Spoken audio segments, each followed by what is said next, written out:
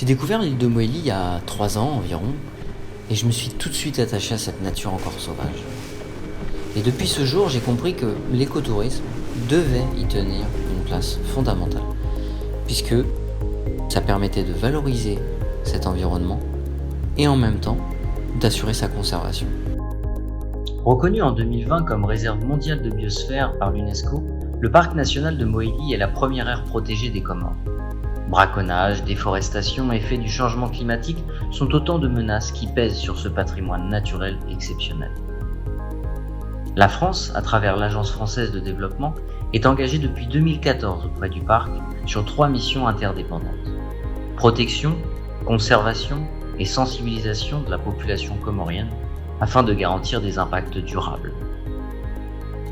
Le parc national de Mohéli couvre un périmètre d'à peu près 600 km², 400 dans la partie marine et 200 dans la partie terrestre. Il y a d'écosystèmes marins et d'écosystèmes terrestres qui regorgent beaucoup d'espèces. Normalement, ce sont des espèces de faune et de flore qui sont emblématiques et qui sont endémiques et qu'il faut vraiment préserver parce que ça constitue l'ADN du parc national de Mohéli. C'est un lac qui a été formé dans un ancien cratère. C'est le repère des oiseaux aquatiques et il y a une forêt sèche vraiment qui entoure ce cratère constitué de plantes indigènes. On peut apprécier les couleurs et la tranquillité. Le parc national de Mohéli est une institution publique dotée d'une autonomie administrative et financière. Il a principalement 2 objectifs qui sont la conservation de la biodiversité, mais aussi l'appui des initiatives communautaires pour le développement durable. Là, c'est les mangroves de Wala 2 qui sont préservées par l'association ADESCO. C'est une collaboration entre l'ADESCO et le parc national de Mohéli. Ces mangroves permettent de lutter contre l'érosion. Le sable est retenu par ces mangroves. Plus elles sont préservées, plus le sable reste et moins l'érosion arrive.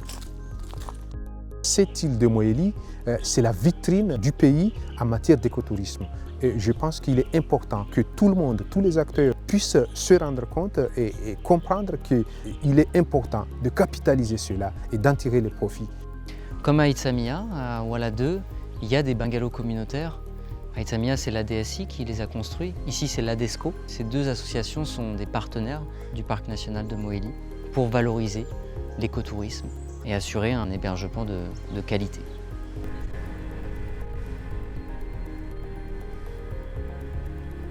Il y a l'association ADCN pour le développement communautaire de Limachoua. Ils viennent avec les éco-gardes du parc et Rangers pour tout débarrasser et nettoyer toutes les plages des îlots. Les éco-gardes communautaires sont les membres actifs des associations, des différentes associations qui travaillent avec le parc national. Ces éco-gardes communautaires nous représentent directement devant le parc national. C'est eux qui interviennent sur la surveillance, par exemple la surveillance des tortues, que ce soit la faune ou la flore.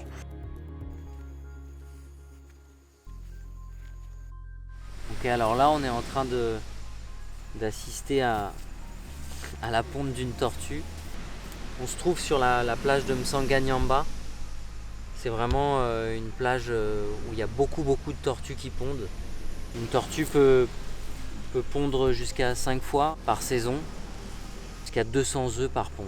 C'est toujours un moment un peu particulier de voir ce travail. Et ça, c'est une richesse d'Itsamia. Ça fait vraiment partie de l'attrait d'Itsamia pour cette concentration vraiment rare dans l'océan Indien. Il y avait beaucoup de braconnage. On voyait partout dans les plages de Caracas. Mais maintenant, c'est diminué.